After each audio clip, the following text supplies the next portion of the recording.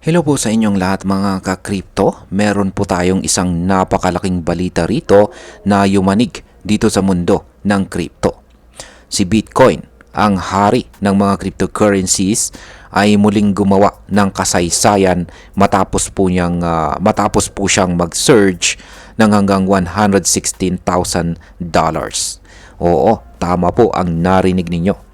Si Bitcoin ay umakyat ng higit 6% sa loob lamang ng ilang araw matapos lagdaan ni Pangulong Donald Trump ang tinatawag na Big Beautiful Bill na nagkakahalaga po ng $3.3 trillion.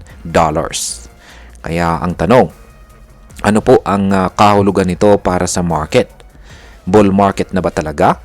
At higit po sa lahat, ay ano po ang epekto nito para sa atin bilang mga Pinoy crypto enthusiast. Kaya yan po ang mga katanungan na siyang ating pag-uusapan sa video na ito.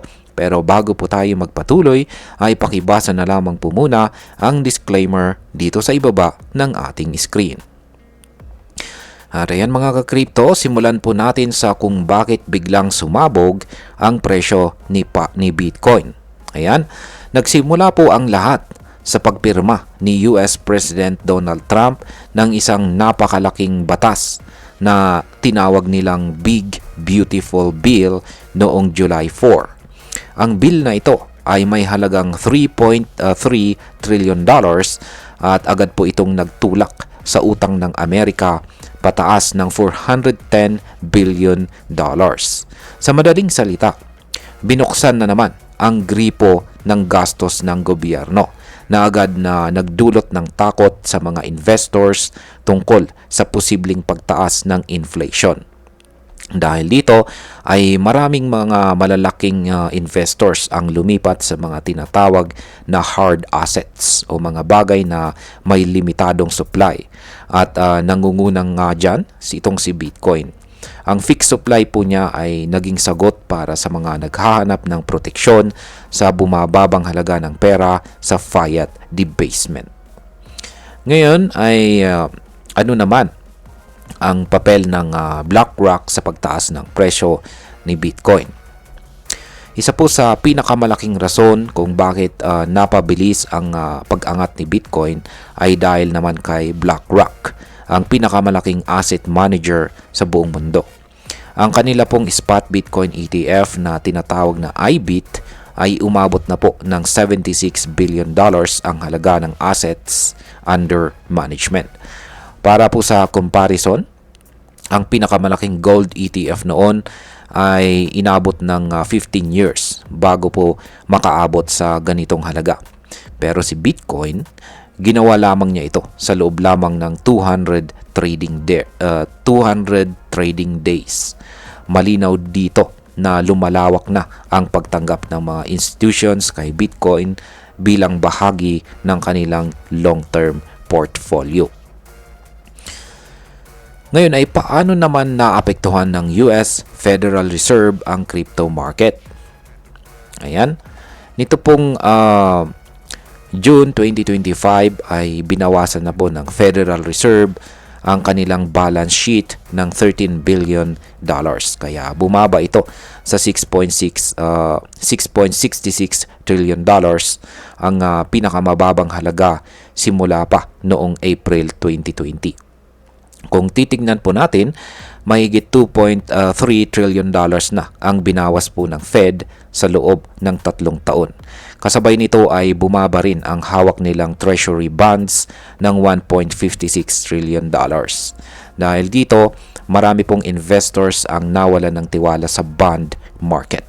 Kaya naman lumilipat na sila sa alternatibong investments tulad ng crypto. Ngayon ay sino po ang nauuna? Siyempre, walang iba kundi si Bitcoin. Pero hindi lamang po siya. Sumusunod na rin si Ethereum na ngayon ay nasa halos $3,000 at umakyat na rin ng 14% mula noong pinirmahan ang batas. Kasama rin sa rally sina Solana at Avalanche na kapwa nagpapakita ng bullish movement. Ngayon ay nagbabalik na ba talaga ang bull market sa crypto? Isa pang matinding indikasyon ay ang galaw po ng S&P 500, ang pangunahing index ng stock market sa Amerika. Umakyat na po ito ng 30% mula noong April 2025 at ngayon ay nasa all-time high na rin. Ibig sabihin nito, tumataas po ang kumpiyansa ng mga investors sa high-risk, high-reward assets, kasama na po rito ang crypto. Kapag tumataas po ang stock market, madalas ay sumasabay din si Bitcoin.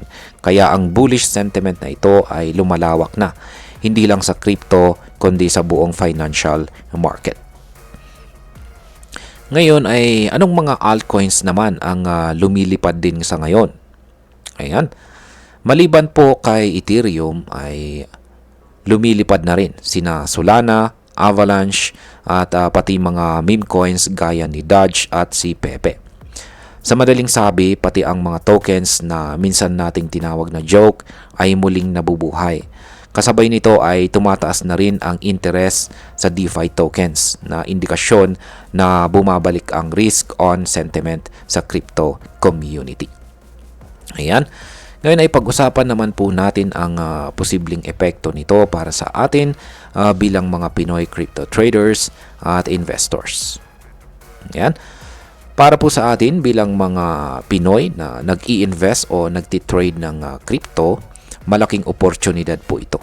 Ang pag-akyat po ni Bitcoin sa presyong $116,000 ay hindi lamang simpleng hype. Ito po ay bunga ng mga structural changes sa ekonomiya ng Amerika. Habang tumataas po ang utang ng gobyerno at bumababa ang tiwala sa fiat currency, mas lumalakas po ang pangangailangan sa mga digital na assets tulad ni Bitcoin. Kung nakabili ka ng Bitcoin noong mababa pa ang kanyang presyo, tiyak po na masaya ka na ngayon. Pero kahit na ngayon ka palang papasok, may mga altcoins pa rin na hindi pa masyadong umaakyat. Kaya may potential pa. Ang importante po ay mag-research, magplano at huwag pong basta-basta sumabay sa hype. At bilang panghuli, ang masasabi ko naman tungkol dito ay para sa akin, ang nangyayaring bull run ngayon ay hindi po tulad ng mga nakaraan na puro hype lamang ang dahilan. Ngayon ay may mga malalalim na dahilan kung bakit umaakyat po ang presyo. Tulad ng massive institutional investments, macroeconomic instability at ang unti-unting pagtanggap ng mundo sa crypto bilang tunay na asset class. Ito na marahil ang simula ng isang bagong crypto era. Pero paalala lamang po, habang exciting ito, dapat ay maging maingat pa rin tayo. Dahil sa likod po ng bawat bull market ay may kasunod na pagwawasto or correction. Kaya dapat po tayong maging matatag, responsable at mapanuri bilang mga crypto investors. At ayan, hanggang dito na lamang po tayo sa video na ito mga ka-crypto. Marami pong salamat sa panonood. Ingat po tayo lagi at God bless po sa ating lahat.